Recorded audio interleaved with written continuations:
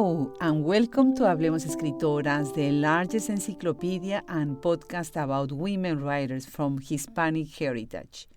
We are producing from Austin, Texas, and we invite you to visit our website, hablemosescritoras.org, and our YouTube channel with book presentations. We have hundreds and hundreds of book recommendations and the best of literature by women writers. Today, Alex Voisin brings to our microphone the voice of one of the most renowned Chicana writers, Ana Castillo. I am sure you will enjoy meeting her and knowing about her work along decades. I am Adriana Pacheco, and I leave you with Alex Voisin talking to Ana Castillo.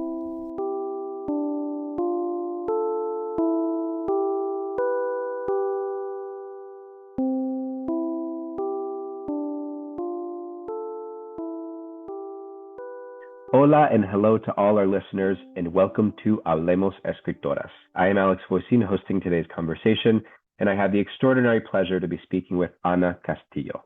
Ana's accomplishments are impressive and lengthy, so I'm going to give the abridged version today.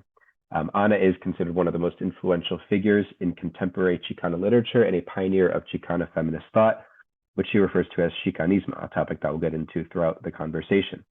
Born and raised in Chicago, Castillo has developed a literary body of work that explores themes such as cultural identity, racism, xenophobia, classism, sexuality, and the Latino experience in the United States. Her work is characterized by an experimental style that blends poetry, narrative, essays, and hybrid forms. Over the course of her career, she has held numerous academic positions in literary residencies at universities in the United States, including the Sor Juana Inés de la Cruz Endowed Chair at DePaul University and the Lund Gill Endowed Chair at Dominican University. Her first novel, The Mixquiahuala Letters, 1986, received the American Book Award from the Before Columbus Foundation. Other novels, including Sabogonia from 1990 and So Far from God from 1993, were selected as notable books of the year by the New York Times. Castillo has published more than 24 books across a wide range of genres, including poetry, fiction, essays, theater, and memoir. Among her most influential works is Massacre of the Dreamers, Essays on Chicanismo, widely considered a foundational text in Chicana feminist studies. Her recognitions include the Carl Sandburg Award, the Lambda Literary Award, the Fuller Award for Lifetime Achievement from the Chicago Literary Hall of Fame, and the Penn Oakland Reginald Locker Lifetime Achievement Award. In 2020, she received the Distinguished Alumnus Award from Northeastern Illinois University. We invite you to follow Hablemos Escritoras on social media, visit our website, and listen to our podcast on whichever platform you get your podcasts from. Welcome, Ana, and thank you so much for being with us today and for your important and groundbreaking work. I'm currently doing a graduate portfolio in Latinx Studies through my PhD program at UT Austin, so it is a great pleasure to be speaking with you, given your tremendous impact on the field, but also given the many attacks that ethnic studies, and particularly Latinx studies, departments are experiencing at the state and federal level. So it's a really critical moment to be having this conversation, and I look forward to speaking with you. I want to start off the interview with a question to position who you are and how you came to be the Ana Castillo that we know today. So if you could just tell us a little bit about your childhood. Where did you grow up, and what did being Chicana mean to you when you were growing up? Well, first of all, thank you very much for the invitation. I am currently hard at work on a new novel, and so it's always welcoming and also a privilege to be able to address an interested audience in our ongoing work. I was born and raised in Chicago. I was born in the middle of the 20th century, and so placing myself there. There was no Chicano movement, and there was no civil rights movement. And the acceptance of who you were when you were there was that. There wasn't a question for people of color. You were who you are. I've been thinking a lot about this particular question because I went to a public school in Chicago, and it was the same school that my father, who was also born and raised in Chicago, had gone to. And I for some reason, I remember a little girl in the first grade when I was attending this school So I was about 6 years old, and she was African American, and her hair was always done perfectly, and her bangs were curled, and she had a little pinafore and a little hanky pin to her dress, and yeah, since I had a very enclosed type of childhood. I was very eager to make friends with everybody around me. And I asked about, who she was. And I remember her name was Annette Harmon. And she said she was being raised by her grandmother. But the reason I bring this up is not because that's unusual, it's because one of the first things she told me was that her grandmother had been a slave. Mm-hmm. So I'm just trying, in terms of beginning this conversation, I'm trying to position the audience in terms of where I'm coming from. Yeah. So this was a reality in the shaping of my own consciousness as I'm growing up in Chicago as a brown girl, as a Mexican girl. I'd never been to Mexico. I wasn't born in Mexico, but I was thought of as a Mexican girl and definitely not white. And that was my experience until late in my teens. And I began to hear this word Chicana that was coming from California. So being Chicana wasn't anywhere in the atmosphere in the forming of me and into my very early adulthood. Yeah. Yeah. One of the really important work elements of your work and the interventions in the field is the way that you weave the personal into your theorizing, weave experiences from your own life. And so I'm wondering if you could kind of give us a sense of, after this original understanding of the Chicana movement, you also developed the concept of Chicanismo. So if you could explain what the concept means to you, and also give us a sense of maybe how your thinking about Chicanismo has evolved since the book was first published. I moved to California upon finishing my bachelor's degree at Northeastern Illinois University in Chicago. And that was the height of the Chicano movement, the height of the United Farm Workers movement. And it was there that I took in the identity as Chicana. I want to say that in Chicago, there was a Latina movement. And so there were things happening, but it was mixed with Puerto Rican and the new the other new immigrants from Chile because of all the things that were going on there and so on. But in California, sorry, where I initially moved, which was in the Bay Area, it was definitely a Chicano movement. As such, as all the leftist movements, progressive movements, they were very dominated by the guys, by the men. And I mean, that goes with Jewish American, Native American, African American. You talk to anybody of my generation, any women, they will tell you that. It was also very homophobic in that sense. Obviously, being that we are not just of one identity, you are not just a quote unquote, just a woman. You are not just a brown person. You are not just gay person. You are not just a bilingual person. You are all of these things. Obviously, over the next years, these various multiple identities and specificity begin to emerge. And so by the mid 80s, and I was in California, I did recognize with my peers that there was a need to be specific about what it was to be a Mexican American woman, or maybe a Mexican woman living in the US in those times. How do you identify, mostly being from middle class or working class, under working class, and not being white or Euro-Mexican? And all of these factors were really important to us as activists to identify. I,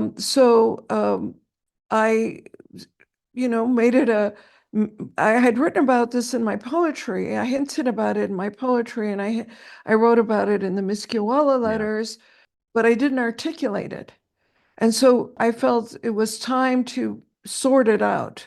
And so that was the task, the challenge of Massacre of the Dreamers.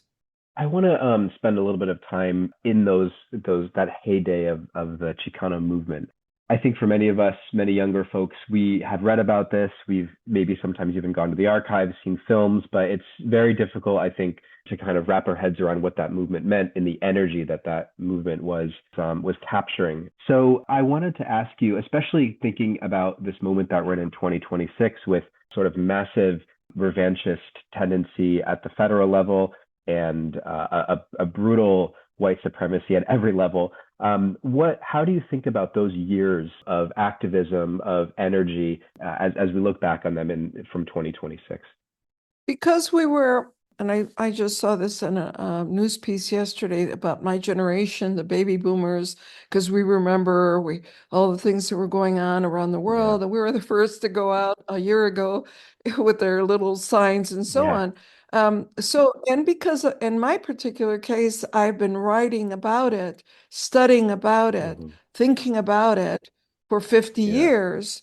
Um, Coming to this place, I first of all, I've never been the type of elder or older person in the room that says, "Well, back in my day," but Yeah. because I don't see it that Right. way. I see it as a very steady, progressive Yeah. line that we anticipated we could come to this place. You don't know exactly how, but you know that it's moving in that Yeah. direction. You almost look paranoid when you're talking about it to most people, like, what are you talking about? Oh, that would never. And like Sinclair Lewis, it could never happen here. But we are here, and it's come in its own form and its own fashion. And it is the moment for Gen X, millennials, all the way down to Gen Z to take up that banner and to do what they have to do for the sake, not only the sake of this country, for the sake of this hemisphere, but for the sake of the planet, because the attack, of course, is multi-pronged and everywhere for the sake of avarice, a dominance, Mhm. a singular or reduced dominance to a very few, the 1% over the rest, with the understanding that if they destroy the planet, that's okay because they'll go Sure. elsewhere. Yeah. I think later on in the interview, we'll return to some of these pressing political questions because they play an important role in your work as well. But turning to your work, I wanted to ask you just to kind of give us a sense of the forms that your writing takes and also how your theoretical work plays a role in your creative writing. Why do many of your works engage with hybridity? What does mixing genres allow you to say that sticking to one genre cannot? We're now at a place in terms of the writing communities, which include now all kinds of groups of people, bilingual, multilingual, as well as many, many individuals who are much more sophisticated than I was when I started writing. And that is to say that I didn't know any better.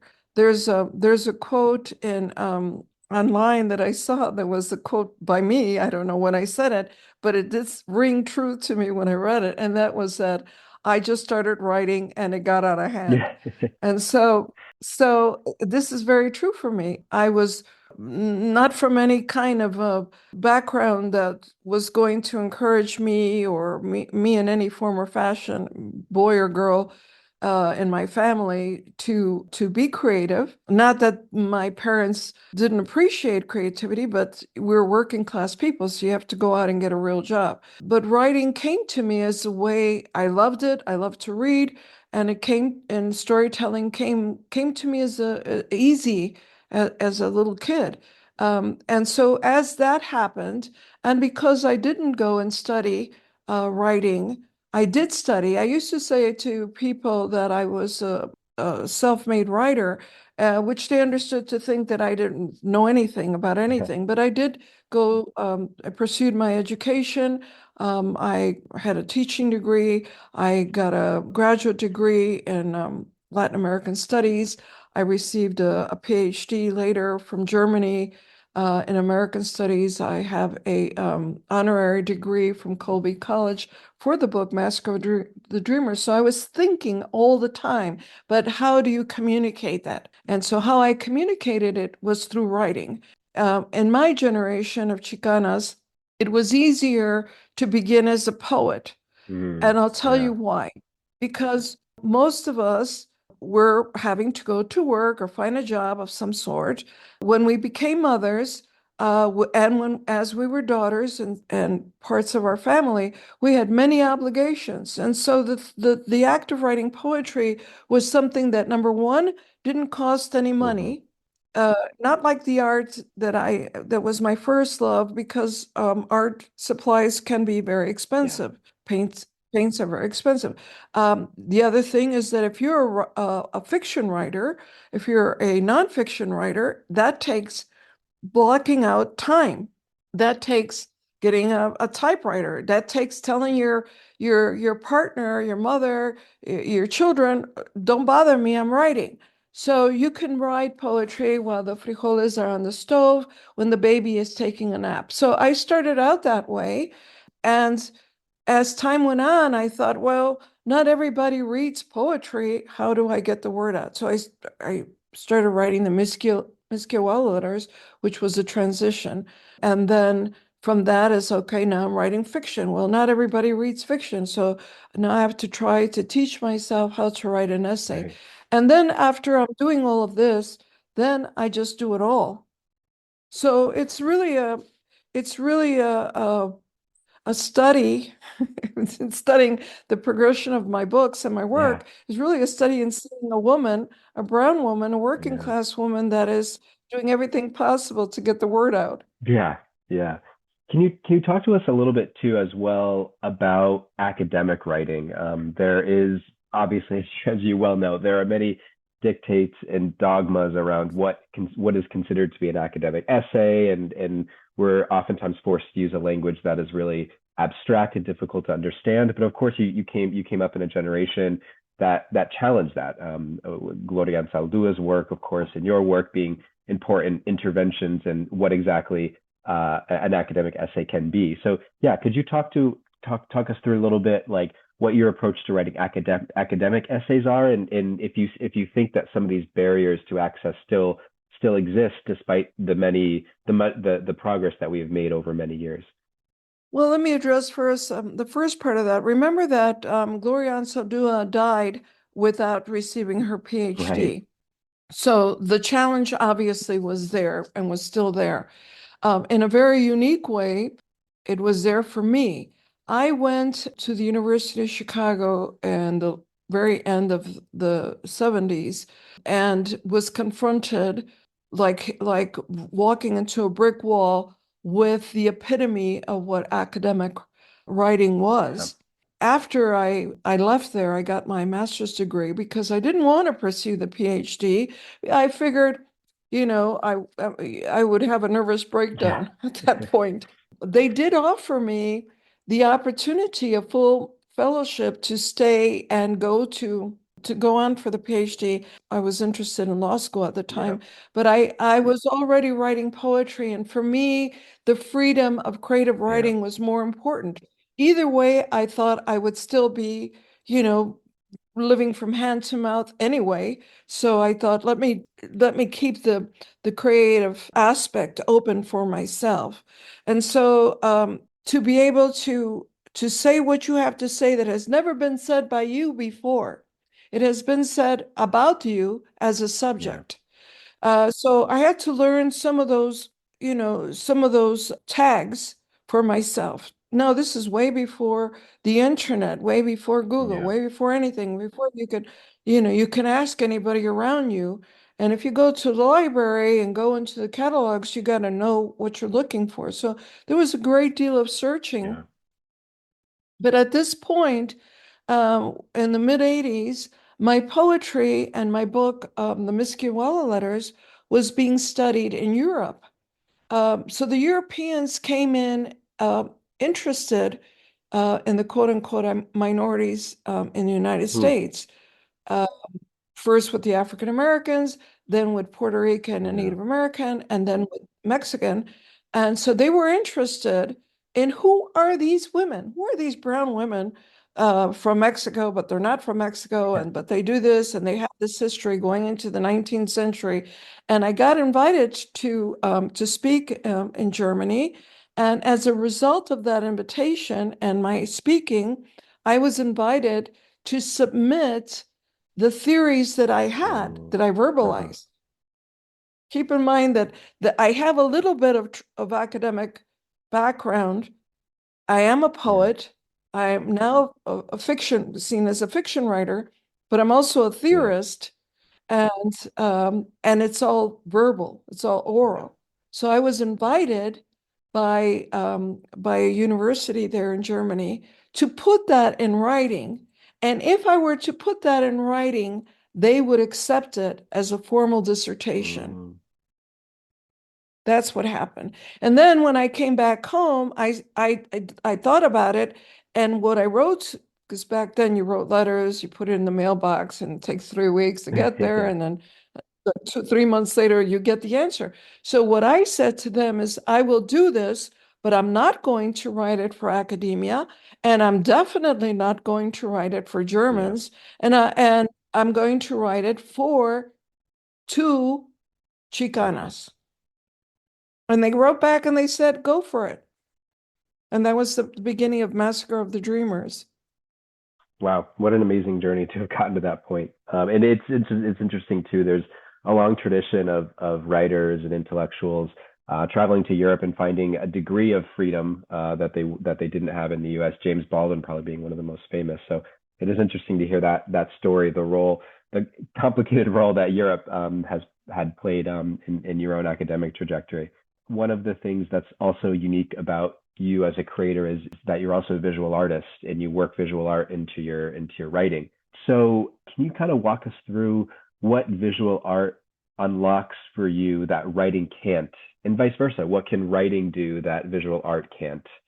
I don't know if there's all kinds of people in the world, thankfully, that some have mathematical abilities and others experiment scientifically and are drawn by questions that other people don't even think about. For me, my first love was drawing. But of course, coming from a very humble background, all the rest of it, being a girl and so on and so forth, I was not able to explore that until I was a young adult. I did get my bachelor's degree at Northeastern Illinois University to teach art, which I never did, because by my third year of college, I decided that poetry was my calling. I was a grassroots activist and organizing at that point in the Latino arts movement. And that seemed to be the reason that writing and poetry, like I was talking about earlier, how you could write a poem even if you're not going to sit down and try to do an essay because you don't have time or support for that. I felt that was a more expedient way to get the message out. I feel that in that moment, we have this moment, and that is that there is an urgency, but it's a different, it's almost the same urgency, but with a different flavor. But the urgency was that I have to say this now. And what happened was also because girls in general, young women in general, white, black, brown, yellow, red, were not encouraged in these atmospheres and discouraged and often made secondary. I ended up putting the art out, first out, and then many years later as a hobby, and then about 10 years ago it became something for me personally. And now fortunately I'm able to fuse it and work with it. I think that the person that's creative, I'm left-handed, I know that it has something to do with the way my brain works. And so those things work very well for me, the analytical and the experimental. And though they may complement each other, they really are like two languages, sometimes speaking to each other and sometimes very free from one another, which gives me a great deal of, I feel, inner balance. Yeah. If that makes It sense. definitely does. Yeah. And I wanted to also ask you as well. So in those early days of becoming a writer and also thinking through your relationship with visual arts, in your early days as a writer and an intellectual and thinker, who was it that you were reading? What were there poets or writers out there, artists who gave you the foundations of the language that would become yours? I always so I was in my early 20s. This was before I decided to go back to school, to graduate school, and I was working in the grassroots Mhm. organizing, feeling this weight of the macho Yeah, pressure on women activists, and me very specifically with Latinos on women. I was seeking out women's voices. So there were some voices that really marked my time. I read all the yeah. time. So I'll tell you, one of them was Anais Hmm. Nin, whose work was introduced to me while she was still alive. Wow. She was living in California. So that's what that's where I'm Yeah, working from. yeah, Okay, so I'm working full time, doing temporary work and trying to figure myself out. And someone tells me about Anais Nin. Anais Nin spoke to me primarily from these points of view. One, she was a creative person. She was a writer, an instinctive writer, and very committed to writing and literature. yeah, Two, she came from a Spanish speaking, her father was Spanish, a Spanish speaking Catholic background. That spoke to me. What my family was not hardcore yeah, Catholic, but we were culturally Catholic, and that was what spoke to me in terms of morals and ethics and so on and so forth. And third, she was a woman at that time who was serious about her writing, committed to her writing, ended up buying a printing press and publishing, Henry Miller and so yeah, on. These guys, these macho yeah. guys, she was the one behind that, funding Right. them, supporting them. She was a singular feminine voice, female voice, pre-feminism Yeah, that I understood, but a feminist in her own right, and that she was uh, exploring her full humanity, which included her right. sexuality. And so, in that sense, Anais Nin was really speaking to me. I also read Toni Morrison because Toni Morrison was addressing the the experience of being a non-white person, a person of color in the country that I was born and raised Hmm. in, and so she was important to me. So later on, I read. I mean, James Baldwin is someone that's very precious to me intellectually as an essayist. There was Germaine Greer, who was a white queer feminist who really stood her own ground. She spoke very independently on her own. So there were numerous people who were writing at that time. But what I want to say right now is that because we didn't have a Chicana, Right, the Chicanas that you know now, those were my right. peers. Those were my sisters. Those were my friends. Those were my lovers. Those were the people that I hung out with and I sat around the kitchen table Yeah, with. They were not someone that I was going to say like, well, guide me to where I have to right. go because we're together. So at that time I had to put that together, that identity together. And so those were the influences and they were very, very powerful for me. I was reading all the Yeah, time, day and night. yeah. Thank you for sharing that. I love hearing how writers and scholars. Yeah, I love hearing about the early influences of their work. I want to move into talking a little bit about your recent book of poetry, My Book of the Dead. But before that, I wanted to ask you a question about place. I wanted to ask you where you are writing from now, where you've been writing from the past few years, and if you could tell us about your people there, your network. I believe you're based in New Mexico now, so if you could give us a sense of the place from which you've been writing over the past few years, you can kind of give us a sense of how it looks, how it feels, but also, yeah, who populates your life, and also what role does Chicago, the place of your birth and childhood, play in the places that you write from now? I can answer the second part to the question Yeah. first. And Chicago is my birthplace. It's where I grew up, where I spent a lot of time. My son was also born Hmm. there. My granddaughter is in high school there. So I have a family connection, and yes, that is a place that is still home. I don't spend physically a lot of time there, but I do feel connected, and I am connected with um, many peers, writer peers.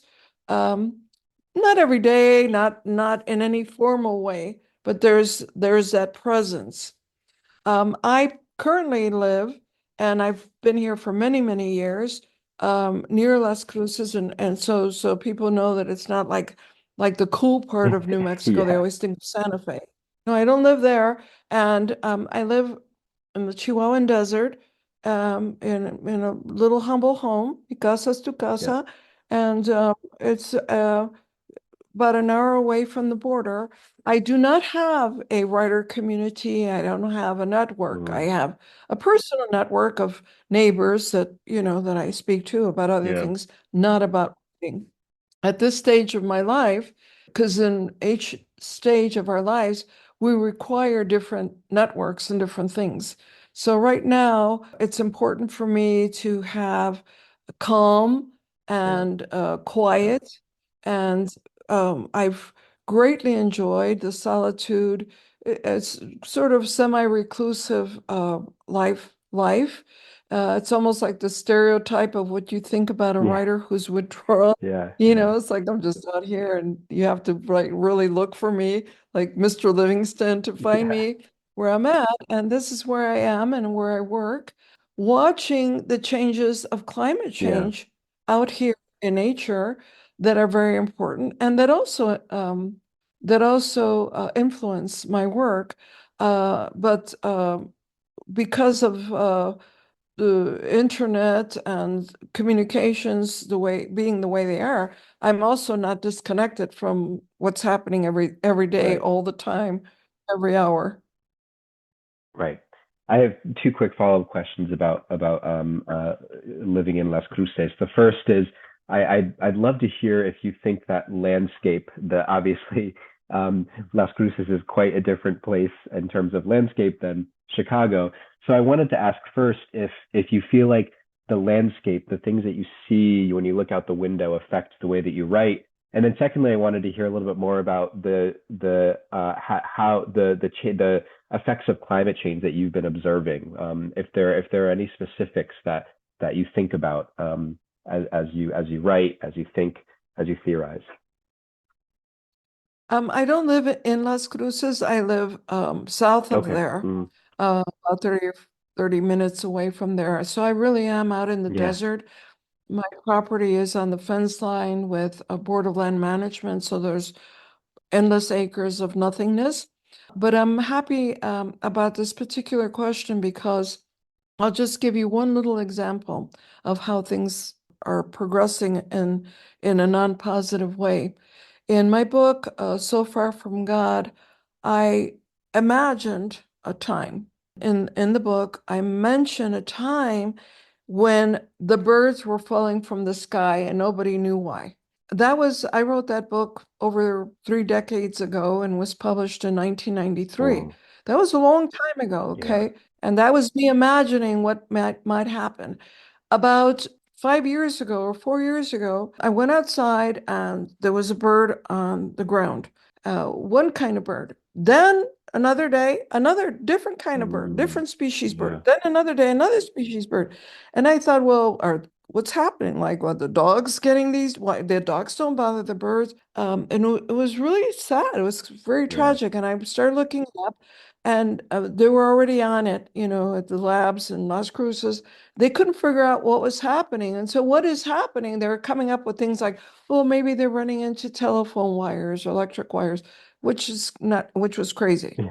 So now we're seeing if you are paying attention, which is what poets Yeah. do, we put our ear to the ground and we pay Yeah. attention, this is going to happen. And so this is a definite signal of climate change. And along with the birds falling from the sky type thing, we have had a drought for over a decade, which has changed Yeah. everything. Nothing grows if you're not watering it from your own well. and we've had blights. So definitely we are being affected by it. If you don't you don't get to pay attention to it as much if you live in the Right. city or any city or town. But when you live out here, I see the moon and the sun out at the same Yeah. time. That's how wide open my space is. So when you live in an area like this where I've chosen, and it kind of goes part and parcel also with my time in my life where I can enjoy and appreciate this type of isolation and communing with nature, is I do see very, very stridently, I see the depletion of what was going on ecologically in this area forever, Yeah. and it's gone. So, which you may not be able to appreciate, which I don't, when I'm, for example, staying in Right. Chicago, which is a whole different type of existence. So, but as activists, we can't do everything all the time at Right. once. You have to choose what will be your passion, what will be your battle. And so I don't expect someone who's living in a city like Chicago or New York or Los Angeles to say like, well, no, I'm going to worry about the birds falling from the sky. It's for all of us to decide what it is that we can work on and to work on that, to keep us sane morally, ethically, and spiritually. Yeah. Thank you so much for sharing that. That leaves us with a lot to think about. I want to now move on to your book, My Book of the Dead, and I think this actually will touch on some of the themes that you've just brought up, particularly the theme of grief, thinking about the ways that we grieve our changing climates, the death and loss of other species, right? But in My Book of the Dead, you're speaking about grief in very particular and concrete ways. It speaks to the moment of many moments of anti-Black violence in the United States, but also gun violence, school shootings, mass shootings. It's a very intense book that I sat with, cried over, thought through, and found also these beautiful moments of joy and humor as well. So the first question I have about My Book of the Dead is just to place it within your other works. What did this book mean for you, and why did you choose poetry as the form to express the book's ideas? What happened was that, as we've already noted, I enjoy writing and I'm self-taught in the different genres. So once I finish a fiction book, I may do a nonfiction. So around 2012, I started working on poetry with the idea of maybe the next book will be poetry. Poetry books for me take 10 to 12 Mm, years. Not everything that I write is going to go in the yeah, book, not every poem. So for me, it takes time. And so that was one of my projects. At the end of 2016, the beginning of 2017, as we know what happened with the elections, yeah, I fell into a critical yeah, depression. And I think it's important to note this because we have to acknowledge and honor when we're done. And people around us is like, why are you crying all the time? Why does she, what's wrong with her? Oh, she doesn't have any problems. Why is she so sad? So at that point, I was in such a place, again, writing for a long time and knowing that this could happen. We could get to this place. yeah, But then the shock that we yeah, did. yeah, So I decided at the beginning of 2017 that I had reached that brick wall and that I had written all that I had to write, and that was it. That's all she wrote. And I stopped writing. yeah, But about a year later, but I worked on myself. I went to I did some therapy. I did, other things. I changed things in my personal life. And so a year later, I said, well, I've gone too far to turn back now. They haven't beaten me yet. yeah, And so I went back to poetry. And so the thing about poetry for me at that time was let me, and this is a message for everybody, let me pick up where I am now. Meet me where I am yeah, now, world. I will meet you where I am now. And so this is where I was. And so, yes, people around me are dying. And then we were just at the brink of yeah, COVID.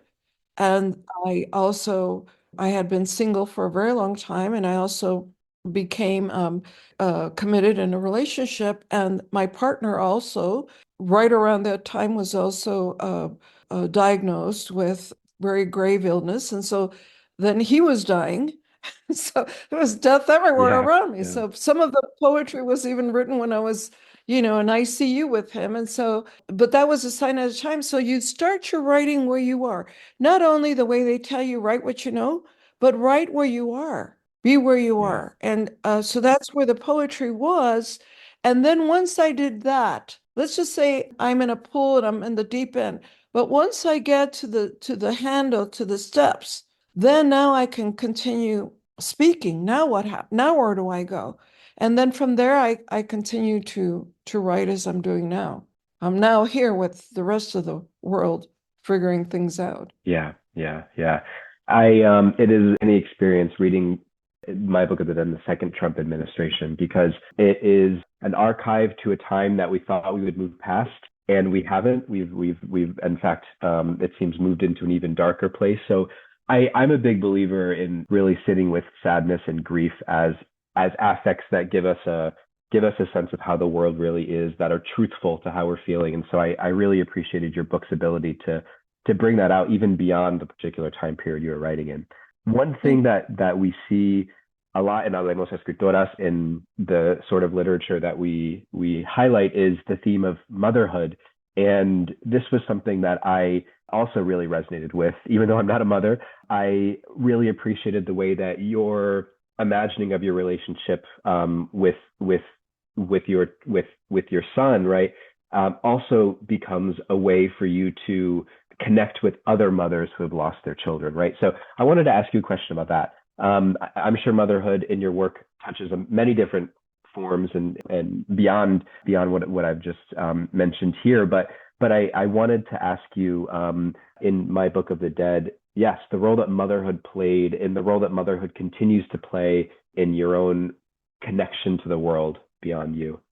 I'm appreciative of the way that motherhood, by at least by progressive terms and Right. definitions, has been Yeah. expanded beyond the biological. As a feminist of the 70s, it was a big Yeah. question. I became a mother at 30 years old. I wasn't just like, well, I just got pregnant when I was in high school or college. It was very deliberate. It was Yeah. purposeful. So becoming a biological mother was purposeful. And not every one of my peers made that decision. So it's not like we're just like, well, oh, I don't know, I just got Yeah. pregnant. We were very purposeful about that. So being conscious of that to this day, I knew that while historically speaking, that and now presently, if the present dominant governance has its druthers, Yeah. that will be like, born to Yeah. do. No, we made that choice. And it does change you in so many profound different ways. And you understand the unconditional drive to Yeah. care. Yeah. And I'm not going to like glorify it and say like you'll instantly automatically because you gave birth, now you know everything is connected. But if you are a thinker, if you reflect on things, if you're already making those connections, if you already believe in community, that does expand that. That does make you feel like, well, no, these little beings are dependent on me. But as they're dependent on me, I understand that I am dependent on other things, and there are other communities. So that, that was a particular aspect of Yeah. feminism Yeah. that does not exclude those that were not biological mothers, because Right. in that phase of feminism, why we were able to have certain clinics that served certain communities that were specifically caring about women, and not only women, but working class women, immigrant women, undocumented women. All of those were people, and they were not always mothers, female born. They were people that had that consciousness of that same root of unconditional giving. That to me is that the root of what that is. And you don't have to have that biological experience to adapt it, to feel it, to experience it, to commit yourself to it. And so most of those, like Planned Parenthood, most of those, that was the most successful clinic, but most of those clinics, Chicago, Oakland, all over the place, those were done by people that had that consciousness, concientización, and not that they had to have the organic experience to make it okay. Yeah. Which we're at a pivotal point in which there's a desire. The objective is to go backwards. For me, speaking spiritually and progressively, no, we don't want to go backwards. We want everybody to understand the mother bond connection, which is that going to like the Buddhist beliefs, in reincarnation, the Buddhists believe that the foundation for this kind of feeling is that based on the fact that at one of your lives, I was your mother. Right. At one of our lives, you were my mother. Therefore, we take care of each other now. Yeah. Thank you so much for sharing that. I think that is it's such a topical reminder, as you mentioned before, the way that the current regime is trying to co-opt motherhood into this narrow and ultimately conservative understanding of relationality. Whereas as you're thinking through motherhood, it's about aunties, it's about friends of mom and dad. It's all these different relations that come together and remake what it means to be a mother. And that comes out beautifully in your book of poetry, My Book of the Dead. Thank you. I want to close with a question about the future. And I'm actually going to read a couple lines from a poem from My Book of the Dead that really stuck with me. Again, this book was written around the time of the first Trump administration, but things have radically changed, but in the negative direction since then. And these lines from the poem, I think, really capture this feeling of 2026 as we watch a girls' school get bombed in Iran, or we watch the massacre of Palestinians on our phone screens. It's from a poem entitled "A Storm Upon Us," and you write, "It could have been you or me, we say, dying in public beneath a baton's blows, falling amid the spray of a sniper's bullets, but it wasn't. We go on. Disaster has happened to someone else." So thinking about that line, I wanted to ask you as a closing question, what advice would you give to new generations of Latina writers who want to tell their own stories from the margins and who are dealing with a very complicated political conjuncture right now? During the recession, which takes us even further back to 2008, 2009, 2010, and I was going through financial stress and so on, I thought, well, what do I have to offer? Well, what I have to offer is my writing skills, and I want to offer it to my people. But what do I think that my people, how do they connect with writing? And what I decided at that time was that we all have, first of all, each and every one of us has a story.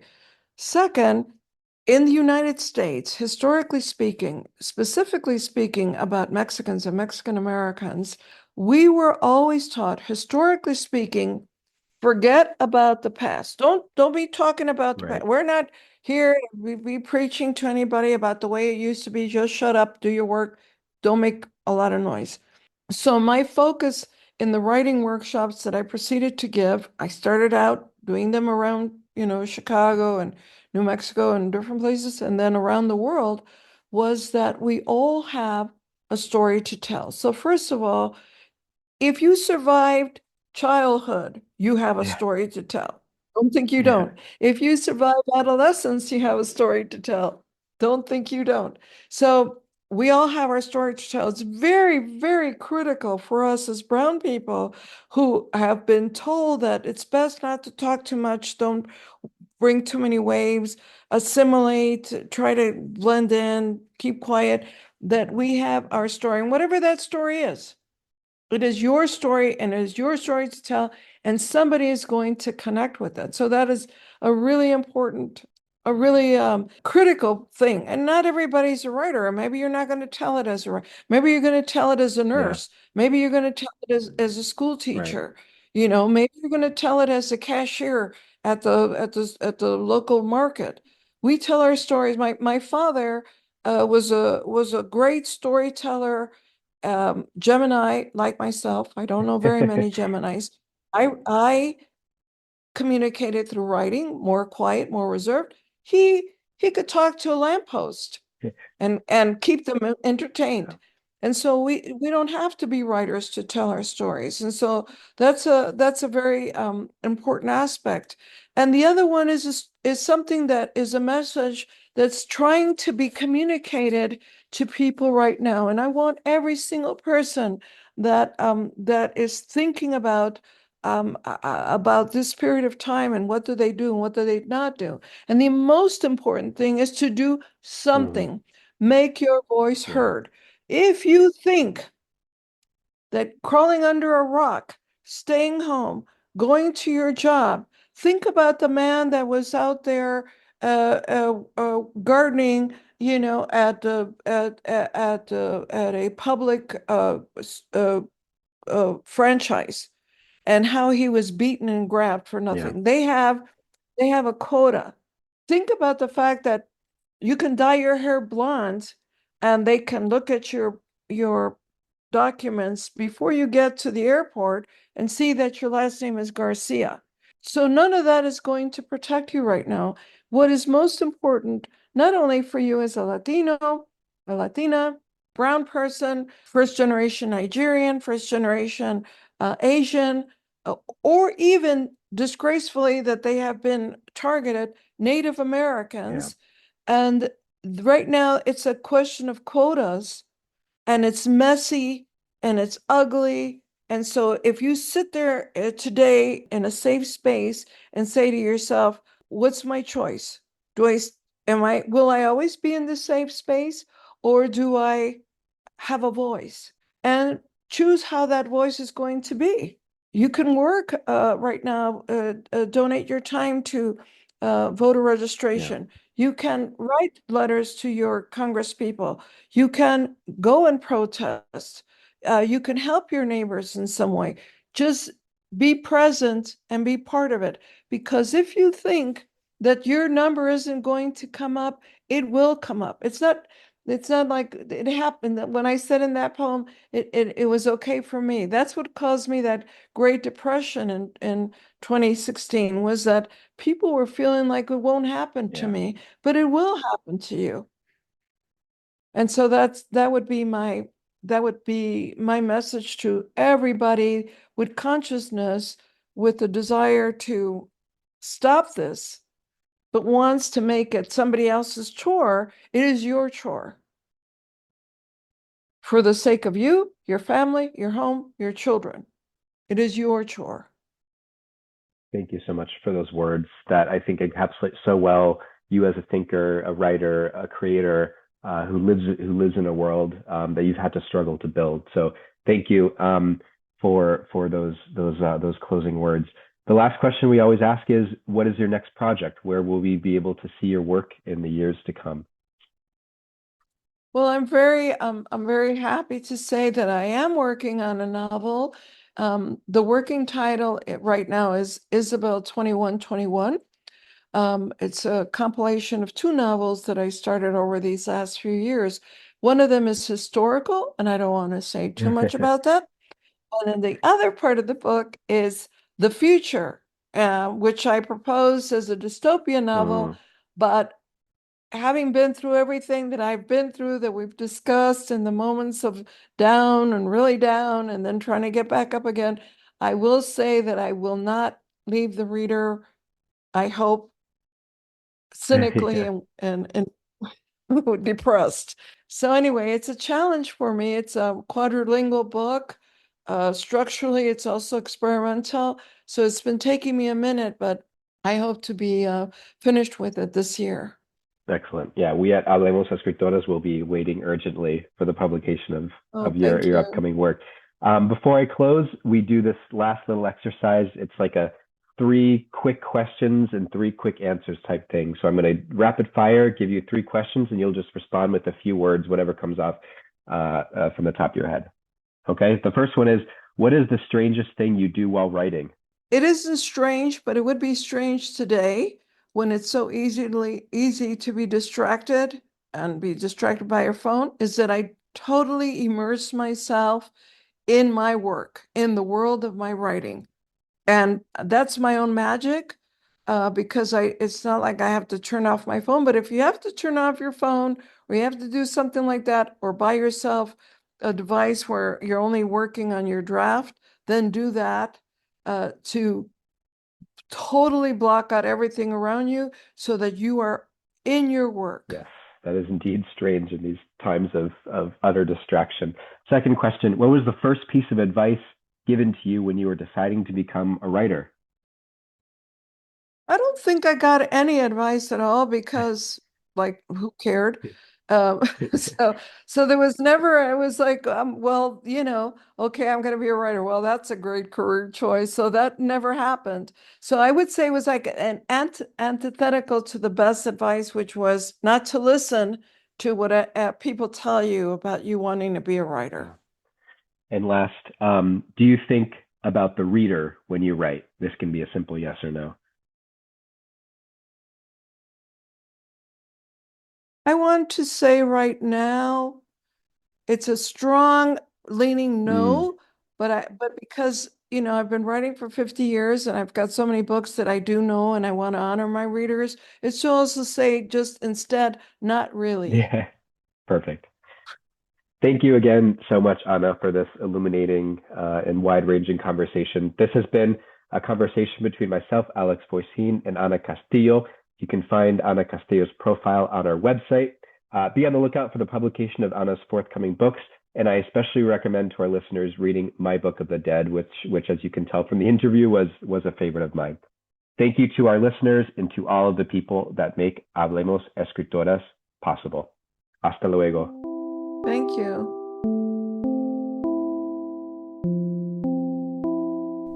Thank you again to Alex Voisin and Ana Castillo.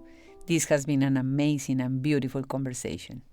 Hablemos Escritoras es literatura, entrevistas, reseñas, audiolibros, documentales, traducción y la enciclopedia más grande del mundo en escritoras de origen hispanohablante. La producción de Hablemos Escritoras es por Adriana Pacheco y Andrea Macías. Edición de audio y masterización por Cristian Josefi. Preparación, coordinación, social media e imagen Brenda Ortiz. Colaboradores del proyecto Liliana Valenzuela, Francesca Denstedt, Isabel Ibáñez de la Calle, Rosemary Salum, Teresa López Pelliza, Valeria Rey de Castro. Traductores Alice Banks y Andrea Macías.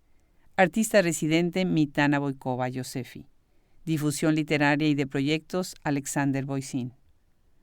La increíble imagen de Hablemos Escritoras es gracias a Enigma Diseño y nuestra poderosísima plataforma Nasolab. Yo soy Adriana Pacheco, todos los derechos reservados, Austin, Texas, 2026.